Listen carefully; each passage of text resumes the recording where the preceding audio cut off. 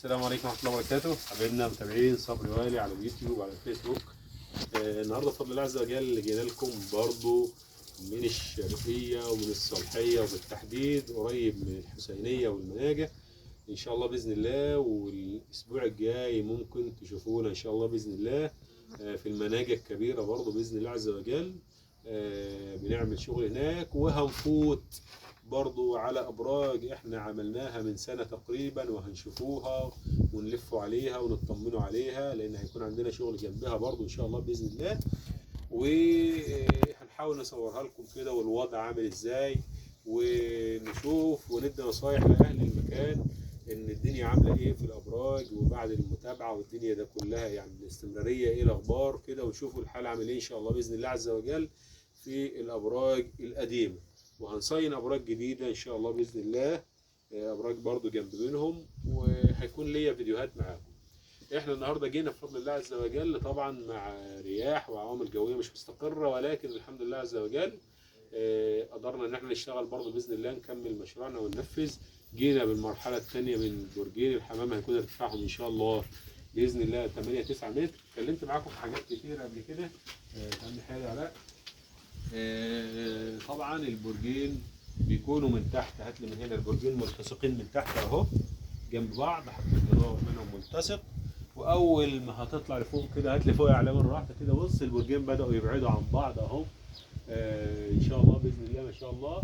فكل ما بتعلى كل البراج ما بتبعد عن بعضها، وبنربط لك الابراج بخشب من النهايه، بيبقى شكل جمالي خالص حلو باذن الله عز وجل.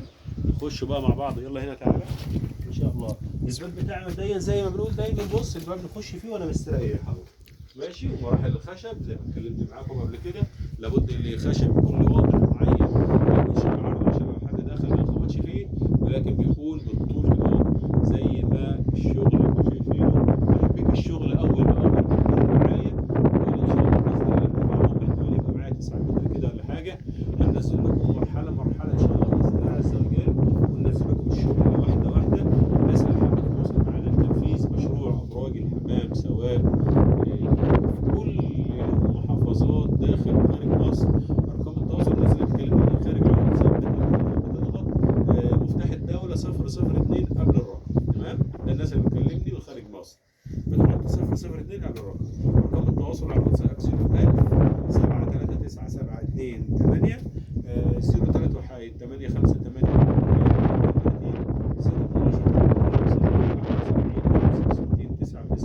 ارقام التواصل في العنوان في البوست فوق، اضغط عليها هتلاقي ارقام التواصل كلها مكتوبه. بنجي لك في كل المحافظات، معاك محافظات المنطقه الغربيه من مطروح وانت جاي لحد اسكندريه وسيوه وبراني وغيره ان شاء الله باذن الله، والنجيله وعبد الرحمن وانت جاي لحد اسكندريه وكرير، وكذلك من اسوان وانت جاي لحد الفيوم والجيزه.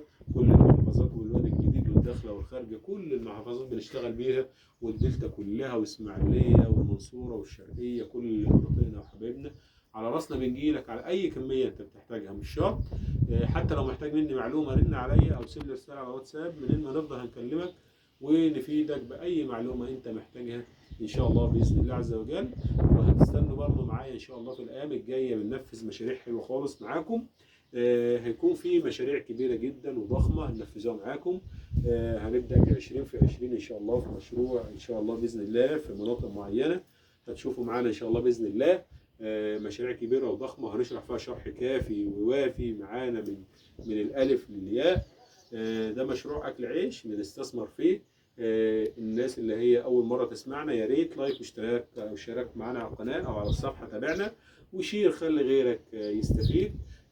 مع اخوكم وحبيبكم صبري والي، منفذ ابراج ومزارع الحمام في كل محافظات مصر، ومش بس داخل مصر، في خارج مصر. الناس اللي بتحتاج مني كميات فخار برضه في خارج مصر بتكلمنا على الواتساب، بنشحن لك اي كميه في اي دوله من الدول سواء عربي او اتحاد اوروبي. كل الاماكن بنشحن فيها وبنبعت فيها. كنتوا معانا النهارده باذن الله عز وجل كده من مناطق الصالحيه والاسماعيليه. جزاكم الله خير، ونشوفكم تاني وتتابعونا على خير. جزاكم الله خيرا في حفظ. السلام عليكم ورحمه الله وبركاته.